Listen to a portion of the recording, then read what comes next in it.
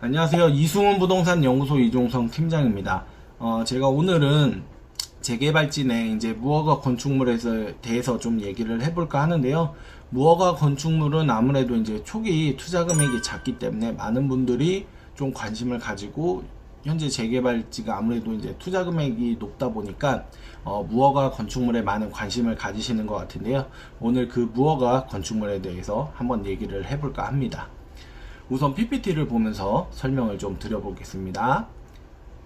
우선 이제 대법원 판례를 좀 살펴보면요. 무허가 건축물은 정상적인 이제 조합원으로서의 권리를 행사할 수 없는 부분이 있기 때문에 그러면 뭐 조합원이 안 되는 거 아니야? 라고 말할 수 있지만 여기에 이제 한 가지 조항을 추가적으로 달아서 해당 자치단체의 조례 근거에 따라서 조합 정관이 정해지면 거기에 맞춰서 자격이 부여될 수도 있다라는 부분이 있어요. 이는 뭐냐면 서울시 조례 근거에서 이제 각 조합마다 이제 그 자기들만의 정관을 만들 때 이때 이제 무허가 건축물에 대한 입주권이 부여된다라고 하면 그거는 이제 정관을 따르겠다라는 얘기라고 보시면 되거든요. 그러니까 해당 자치단체의 조례를 우선 무허가 건축물이 입주권 대상인지부터 확인을 하고 그 조합마다 이 조례에 따라서 이제 만들어지는 부분이 있기 때문에 우선 해당 자치단체의 재개발지에서 조합원 무허가 건축물이 조합원 자격이 있는지를 확인하면 될 것 같아요. 근데 이제 서울시만 단적으로 얘기를 하자면 서울시는 무허가 건축물이라고 해서 입주권이 안 나오는 건 아닙니다. 이제 물론 이제 몇 가지 사항의 맞춰서 이제 거기에 맞춰서만 이제 나오는 건 맞지만 그렇다고 이제 무허가 건축물이 조합원 자격이 안 나온다 이는 아니기 때문에 무허가 건축물을 투자해도 큰 문제는 없다라고 말씀을 드릴게요. 우선 이제 무허가 건축물은 두 가지로 나눌 수 있습니다. 기존 무허가 건축물이냐 특정 무허가 건축물이냐 이 두 가지로 나누는데요. 이거는 뭐 어떤 물건이어서 이제 기존 무허가 건축물인 게 아니고 시기로 좀 나눠볼 수 있을 것 같아요. 우선 특정 무허가 건축물을 보면 2010년 7월 15일 이후에 최초 기본계획 수립, 그러니까 2010년 7월 15일을 기준으로 여기가 재개발을 하겠습니다 라는 계획을 잡았다 라고 하면 그때는 이제 특정 무허가 건축물이라고 하고 그 이전 2010년 7월 14일 이전에 흔히 말하는 뉴타운들이죠. 이때는 다 전부 기존 무허가 건축물이라고 볼 수 있을 것 같아요. 그러니까 그 부분 날짜에 따라서 이제 기존 무허가 건축물이냐 특정 무허가 건축물이냐 이렇게 나뉜다고 좀 보시면 될 것 같아요. 근데 왜 이 기존 무허가 건축물이 중요하냐면 우선 날짜대로 좀 살펴보면 2017년 7월 14일 이전이겠죠. 최초 기본계획이 수립되고 2011년 5월 25일 이전 정비계획이 공람된 거, 이 부분에 있어서 기존 무허가 건축물이라고 하는데 지금 현재 이 PPT에 나와 있는 네 가지 항목 중에서 하나라도 적용이 된다라고 하면 입주권이 그냥 나오는 겁니다. 1981년 12월 31일 그러니까 82년이 넘어가기 전에 무허가 건축물 대장에 주거용으로 등재되어 있다라고 하면 이거는 그냥 아무런 격격 사유 없이 그냥 입주권이 나온다고 보면 돼요. 그리고 81년도에 찍었던 제2차 항공사진 당시 무허가 건축물에 찍혀 있는 건물이다 라고 하면 이 부분도 입주권이 나온다 라고 생각하시면 돼요. 그리고 재산세를 납부하고 있다는 그 무허가 건축물 관리 대장, 흔히 말하는 캠코라고 하죠. 거기에 이제 사용료를 내고 있다, 국유지로서 사유지를 내고 있다. 이 부분 또한 확인만 가능하다면 입주권이 나옵니다. 그리고 82년이 넘었다고 해도 4월 8일을 기준으로 해가지고 85제곱미터 이하 주거용 건축물이다 라고 하면 이 또한 입주권이 나옵니다. 왜 이 부분을 좀 중요하냐면 우선 네 가지 항목 중에 하나라도 해당된다 라고 하면 입주권이 나오는데요. 기존 무허가 건축물과 특정 무허가 건축물은 엄연히 다른 거라고 보시면 돼요. 근데 기존 무허가 건축물 같은 경우는 무조건 나오는 거예요. 서울시 조례상 무조건 이거는 입주권이 줍니다 라고 되어 있는데 특정 무허가 건축물은 좀 다르거든요. 우선 특정 무허가 건축물은 2010년 7월 15일 이후에 기본계획이 수립된 지역을 말하면서 2011년 5월 26일 이후 정비계획 공람이 뜬 지역이라고 할 수 있는데, 지금 세 가지 적어놓은 항목이 있죠. 1989년 1월 24일 이전 건물이면서 주거용 건축물이면서 그리고 재개발 조합 정관 등에서 특정 무허가 건축물의 소유자도 분양 자격이 있다라고 정해야만 특정 무허가 건축물은 입주권이 나오는 거예요. 그러니까 조합마다 정관이 조금씩 다를 수 있잖아요. 근데 조합도 그 정관을 정할 때 기존 무허가 건축물은 그냥 자기들이 자격을 부여하는 게 아니고 법적으로 그냥 보호를 받는 거예요. 하지만 기존 무허가 건축물과는 다르게 특정 무허가 건축물 같은 경우는 조합에서 정관을 만들어 가지고 이 사람들도 입주권을 부여하겠습니다 라고 명시하지 않으면 그 물건에 대해서는 입주권이 아니고 청산 대상이다 라는 부분을 꼭 명시를 하셔야 돼요. 그래서 기존 무허가 건축물이냐 특정 무허가 건축물이냐, 그리고 특정 무허가 건축물이라고 해도 그 지역의 그 해당 조합이 이거를 인정하냐 안 하냐에 따라서 입주권이 되고 안 되고 하기 때문에 이 부분을 꼭 유념하시면 좋을 것 같아요. 자, 그러면 예시로 한번 살펴볼게요. 부모님이 이제 상속을 받으시는데 할머니께서 돌아가시면서 거주를 하시던 부동산을 이제 부모님한테 상속을 하신 것 같아요. 그리고 세입자에게 이제 전세만 주고 있는 상황. 이거면 뭐 거의 주거용이죠. 지금 현재로서는. 그리고 무허가 건축물 확인원에서는 이제 하천으로 되어 있고 국공유지 점유하고 있어서 매년 돈을 지불하고 있다. 그리고 이 금액이 부담돼서 대로변 위치하고 워낙 금액이 낮아. 2001년부터 음식점으로 활용하며 월세를 받고 있습니다. 1980년 9월 15일 주거용 건축물로 현재 신림 뉴타운 1구역에 위치하고 있는 위치, 향후 입주권이 나올까요? 이 부분인데, 자, 우선 얘기를 좀 들어보면 간단해요. 점유료를 내고 있다라는 부분은 보통 이제 캠코에 우리가 국공유지 같은 경우는 이제 캠코에서 돈을 관리를 하는데, 우리가 국공유지를 점유해서 뭔가를 하고 있는 거기 때문에 거기에 따른 사용료를 내고 있어요. 그러면 이거는 이제 재산세라든지 이거는 납부를 하고 있는 거기 때문에, 그리고 80년도에 지어진 게 확실하다면 이 부분은 이제 입주권이 나오는 부분이에요. 그리고 신림 뉴타운 1구역 같은 경우도 2010년 이전이기 때문에 기존 무허가 건축물 지역이라고 보면 그냥 기존 무허가 건축물이면 입주권이 그냥 다 나오는 거다라는 부분까지 감안을 하는 거예요. 근데 여기서 문제되는 건 하나가 있어요. 2001년부터 음식점으로 활용하면 월세를 받고 있다. 근데 기존 무허가든 특정 무허가든 주거용이 아닌 부동산에 대해서는 입주권 대상이 아니고 청산이에요. 그렇기 때문에 이 부분은 우리가 이제 그 주거 용도로 사용하지 않는다라고 하면 입주권이 아닐 수도 있거든요.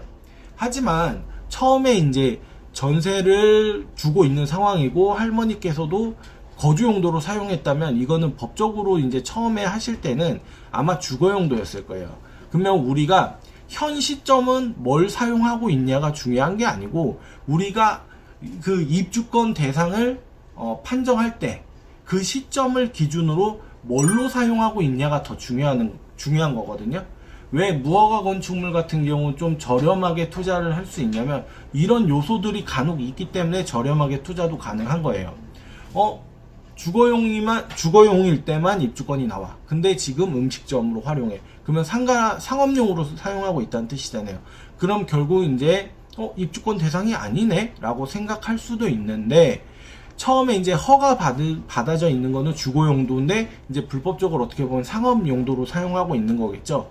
이거를 다시 주거용으로만 돌리면 큰 문제는 없습니다. 그러니까 이제 음식점으로 활용하고 있는 세입자분한테 월세를 받고 있겠죠. 내가 이제 점유료도 내고 있고 이것도 부담되고 하니까. 근데 이제 장점으로 놓고 볼 수 있는 건 또 이제 대로변에 위치하고 있다 라는 부분은 결국엔 나중에 이제 좀 저렴한 가격으로 불화를 받았다고 하면 향후 가치는 더 높은 거예요. 대로변에 위치하고 있는 땅을 내가 저렴한 가격으로 시세보다 조금은 저렴하겠죠. 뭐 시세로 준다라고 말은 하지만 시세보다는 어쩔 수 없이 저렴한 게 결국 사실이에요. 그러면 그 저렴한 가격으로 대로변에 위치해 있는 땅을 산 거잖아요. 저렴하게. 그러면 나중에 이제 내 권리가의 부분에 있어서도 향후 더 가치가 높아지는 거고, 그렇기 때문에 어떻게 보면 장점이 더 많은 매물이라고 할 수 있어요. 여기서 딱 하나 음식점을 향후 이제 세입자분한테 나가달라고 얘기를 잘 하시고, 그리고 나서 이거를 다시 주거용도로만 바꾸면 끝나는 거예요. 그러면은 보통 이런 요소들이 있기 때문에 시세보다 좀 저렴할 수도 있거든요. 근데 오히려 시세보다 더 저렴하게 매입을 한 다음에 나는 이제 점유료를 내는 부분을 월세로 충분히 돌리고서도 월세는 오히려 더 나한테 더 들어오는 부분도 있고, 내가 이제 주거용도로만 쓰고 있는데 세입자가 안 들어와.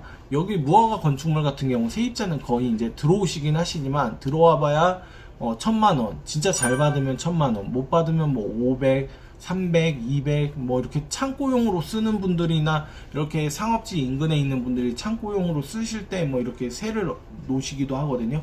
그러면 거의 나는 점유료를 매년 뭐 내야 되기 때문에 내가 5년만 내도 거의 뭐 1,000만원 돈을 더 추가적으로 내야 되는 거잖아요. 그러면 남들보다 투자 금액이 1,000만원 더 들어가는데, 오히려 이런 상황에서는 내가 점유료를 월세로 대체를 하고서도 이제 월세가 좀 남는다라고 하면 그건 결국 내 수익이 되는 거니까, 이런 부분도 감안을 하신다라고 하면 뭐 나쁜 상황은 아니에요.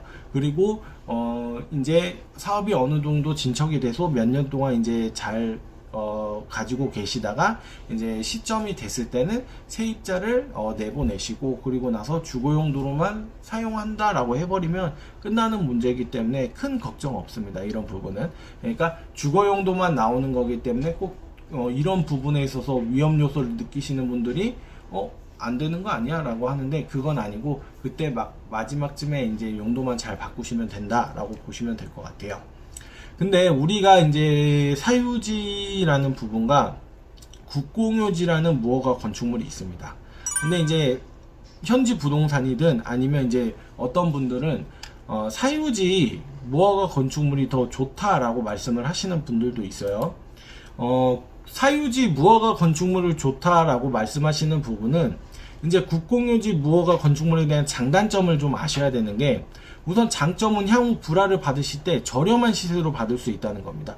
나라가 시세가 이제 1,000만원짜리라는 땅이 시세다라고 하면 1,000만원 이하로 우리는 살 수 없잖아요. 그러면 결국에 시점이 지나면 지날수록 우리는 1,000만원, 1,100만원, 1,200만원 이렇게 돈을 추가적으로 더 발생돼서 이제 사는 건데, 우선 우리는 국공유지는 그 시세보다는 시세처럼 준다라고는 하지만 결국 시세보다는 저렴하게 밖에는 팔지 못하는 게 현실이에요.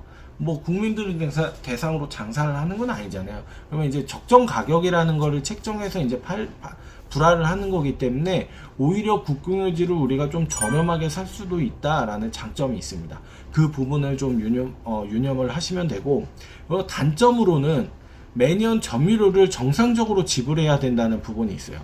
내가 이제 사유지의 무허가 건축물이다 라고 하면 그 사람이 돈을 안 받아버리면 그냥 그만인 거잖아요. 물론 이제 받으실 수도 있지만, 그리고 받는 게 뭐 나쁜 것도 아니고 당연한 결과일 수도 있지만, 대부분 뭐 많은 분들이 그 재개발지나 이런 데를 좀 보면 허름허름한 집, 거기 뭐 사용료 월세 이런 거 받아봐야 뭐하냐, 그냥 받지도 않고 10년 20년 그냥 그대로 냅둬 버리시는 경우도 많아요. 그런 분들 같은 경우는 이제 점유료라는 부분이 없기 때문에 그런 것만 해도 앞서서 뭐 5년만 해도 거의 돈 1,000만원 돈이 나가는 경우도 있잖아요. 그러니까 그런 돈이 세이브 되는 부분이기 때문에 이런 걸 장점으로, 또 사유지에 있는 무허가 건축물은 장점으로 이제 말씀을 하시는 분들도 있는데, 이게 어떻게 보면 엄청난 향후 리스크로 다가올 수도 있거든요. 사유지에 있는 무허가 건축물은 대부분 이제 해당 지역 시세가 뭐 5억, 6억이다 라고 하면 한 2천만원, 3천만원 저렴합니다. 그러면서 향후 관리비라고 할 수 있는 어떻게 보면 점유료 또한 거의 없기 때문에 이런 돈까지 절약된다 라고 하면 거의 한 5천, 1억은 좀 싸다라고까지도 말씀을 드릴 수 있거든요. 그러니까 근데 왜 그럼 무조건 사유지가 좋은 거 아니야? 라고 말씀을 드릴 수 있는데, 여기서의 좀 문제점이 발생될 수도 있어요. 왜냐면, 내가 이제 무허가 건축물의 사유지다 라고 하면 결국 땅 주인 따로 있고 집주인, 지상권 따로 있는 거잖아요. 그러면 땅 주인도 한 명의 그 조합원으로서의 행사를 가질 수 있잖아요. 그렇게 되면 나는 어떻게 되느냐? 저에 대한 입주권이 안 나올 수도 있어요. 그 부분을 좀 유념하셔야 되는 게 뭐냐면, 결국 토지와 지상권을 같이 갖고 있는 일반적인 빌라라든지 다세대 다가구 단독 하다못해 상점 이런 것들은 그냥 한 집에 하나 줘버리면 되잖아요, 입주권. 근데 집주인 따로 있고 그 땅 주인 따로 있어. 그러면 둘 중에 한 명한테 그 주인으로서의 입주권을 줘야 될 거 아니에요. 근데 국유지다 라고 하면 내가 그냥 그거 불합 받든 안 받든 결국엔 한 명의 입주권자가 있다고 하는데, 사유지는 어떻게 보면 이제 두 명 중에 한 명이 받는 거기 때문에 이게 문제가 될 수도 있거든요. 그러니까 그 부분 또한 유념을 좀 하시면 돼요. 왜냐면 이 토지 같은 경우는 토지만 있어도 입주권 대상자가 분명히 정상적인 입주권을 행사할 수 있는 부분이기 때문에 이 부분을 좀 확인을 하셔야 돼요. 우선 토지가 30제곱 이하다 라고 하면 현금 청산입니다. 그러니까 아무런 조건도 없이 그냥 내가 30제곱 이하만 갖고 있는 사람이야 라고 하면 이거는 현금 청산이기 때문에, 대부분 내가 이제 30제곱 이하 있는 분들은 향후에 막판에 현금 청산될 바에는 현금 청산될 예상 금액보다 오히려 더 많은 금액으로 기존 구역에 있는 분들한테 파시는 경우도 많아요. 왜? 그 기존 조합원들이나 정상적인 입주권을 행사하는 분들 입장에서는 내가 좀 저렴한 금액으로 땅을 사게 되면 내 권리가는 향후 더 높아져 버리는 부분이기 때문에, 분담금이라든지 동호수 추첨이라든지 30평 40평을 선택하고 이런 부분에 있어서 오히려 좀 장점으로 활용하기 때문에 인기가 좋습니다. 오히려 30제곱 이하 땅 같은 경우는 청산되는 분들의 입장에서는 그냥 팔아버리고 그냥 처분하는 거지만, 기존에서 권리를 정상적으로 행사할 수 있는 예비 조합원들한테는 오히려 인기가 많은 토지라고 보면 돼요. 그러니까 우선 30제곱 이하 같은 경우는 현금 청산이다 말씀을 드릴 수 있고, 토지 90제곱 이상이다 라면 그냥 아무런 조건이 없습니다. 내가 땅만 90제곱 이상의 땅을 가지고 있으면 아무런 조건 없이 그냥 입주권을 줘버려요. 그렇기 때문에 이런 부분도 분명히 이런 땅을 갖고 있는 사람의 그냥 내가 어떻게 보면 사유지의 무허가 건축물을 가지고 있다 라고 하면 분명히 문제 소지가 될 수 있기 때문에 이 부분을 좀 잘 유념하시고, 이거 같은 경우 조합이 있다고 하면 이거는 입주권 대상이 되는 물건인가요? 이거는 입주권이 부여되어 있는 건가요? 정상적인 조합원인가요? 이거를 꼭 확인을 하시고 사유지의 무허가 건축물을 구입하시는 게 좋아요. 그러니까 이 부분은 보통 이제 조합원 그 관리를 하는 부분에 있어서 이건 정상 입주권, 이거는 청산 대상, 이 부분은 어느 정도 관리가 되고 있는 부분이기 때문에 이걸 꼭 유념하시고, 좀 저렴하게 그 정상적인 입주권이 향후 계획되어 있다라고 하시면 당연히 저렴하고, 그리고 또 이제 점유를 안 낼 수도 있고 하면 좋죠. 하지만 이게 정상적인 입주권이 아닐 수도 있기 때문에 그 부분을 꼭 유념하셔서 구입하시는 게 좋습니다. 그리고 토지 같은 경우는 30제곱 이상 그리고 90제곱 이하 같은 경우는 2003년 기준이에요. 그러니까 내가 500평 땅이었어. 500제곱 땅이었다 라고 하는데 이거를 쪼갠 거예요. 그러니까 100제곱 100제곱으로 쪼갰다 라고 하시면 큰 문제는 없지만, 이거를 80, 70 이렇게 해서 숫자를 원래는 500제곱에 한 명의 땅 주인이 있었는데 이거를 막 쪼개버린 거예요. 그래서 막 한 20명이 나왔어. 어떤 사람은 20 갖고 있고 어떤 사람은 100 갖고 있어. 그리고 어떤 사람은 70 갖고 있다라고 하시면, 100 갖고 있는 분은 그냥 조건이 없어요. 100 갖고 있는 분은 그냥 무조건 나오는 거고, 20 갖고 있다, 이분은 그냥 아무것도 없이 무조건 현금 청산이 되는 거예요. 근데 70을 갖고 있는 분들에 있어서는 물론 이제 2003년 이전의 분할이 아니고 원래 그냥 기존 그 이전 분할된 토지였었다라고 하면 그냥 뭐 상관은 없죠. 하지만 그 이후에 토지 분할대에서는 그 토지 분할 또한 한 명만 나온다라고 보시면 돼요. 그리고 우선 추가적으로 다시 좀 설명을 드리자면 2003년 이전 분할된 토지의 경우에 대해서는 뭐 30제곱 이상이고 90제곱 이하의 토지에 대해서는 내가 도로로 되어 있다. 근데 도로로 되어 있는 게 보통 우리가 현황과 지목이라고 좀 볼 수 있는데, 현황은 정말로 도로는 아니야. 그냥 뭐 혼호뼈 집이 살짝 걸쳐 있다든지 도로 개념은 아니다 라고 하면 이제 현황상 도로는 아니잖아요. 그리고 지목 같은 경우만 도로로 되어 있다 라고 하면 이게 지목상은 도로가 맞지만 현 사용은 이제 대라든지 이런 쪽으로 사용되고 있어 라고 하면 이거는 입주권이 나와요. 하지만 반대로 현황도 도로고 지목도 도로다 라고 하면 90제곱 이상이 아니잖아요. 그렇기 때문에 청산이에요, 이거는. 그러니까 이런 부분도 좀 찾아보셔야 돼요, 무조건.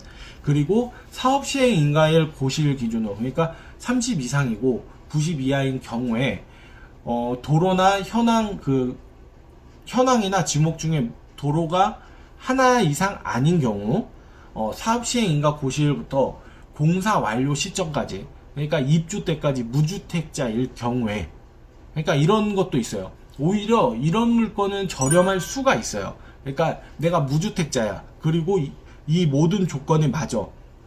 그러면 내가 정상적으로 이제 투자하시는 분들보다는 내가 주택이 하나 있어가지고 향후 이거를 2, 3 목적으로 갈아타기로 하려고 이제 향후 재개발되면 갈아타기 하려고 해서 산다. 이런 분들은 이런 땅을 사게 되시면 입주권이 아니죠. 왜? 난 집이 있잖아.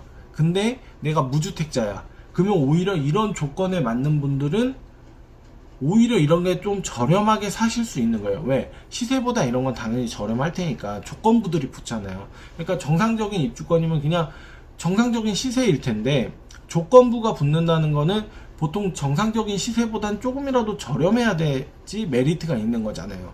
그럼 다들 이제 조건부 없는 걸 사지.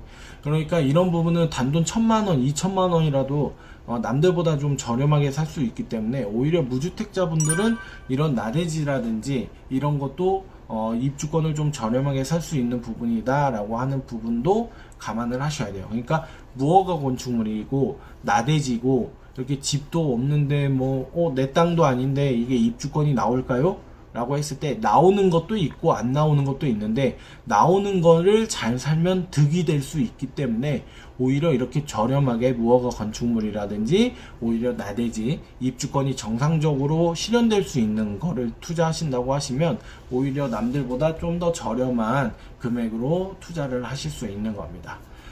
제가 오늘은 그 무허가 건축물과 관련해 가지고 말씀을 드렸는데요.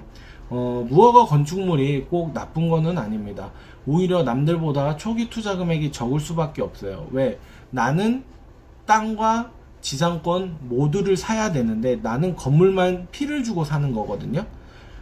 그리고 나중에 그러면은 땅도 사야 돼. 나라한테 불화도 받아야 돼. 분담금도 내야 돼.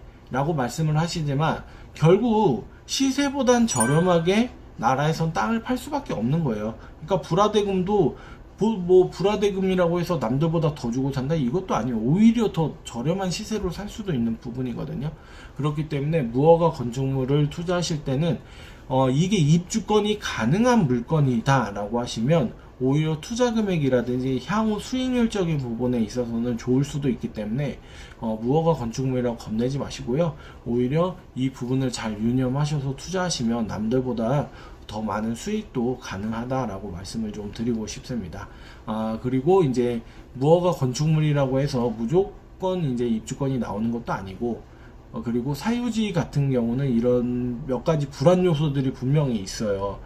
저렴하지만 분명히 이런 불안 요소들이 있기 때문에 이런 불안 요소들이 확실히 제거되어 있는 물건인지를 확인하시고 투자하지 않으시면 향후 많은 어려움을 겪으실 수도 있거든요. 그러니까 그런 부분도 잘 유념하셔서 투자하시면 오히려 무허가 건축물이라든지 이런 걸로 좀 더 많은 수익을 창출하실 수 있다라고 말씀을 드리겠습니다. 오늘은 무허가 건축물과 관련된 얘기를 드렸고요.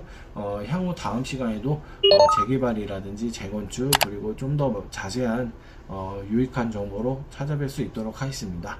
좋아요, 구독, 알림 설정까지 부탁드리겠습니다. 감사합니다.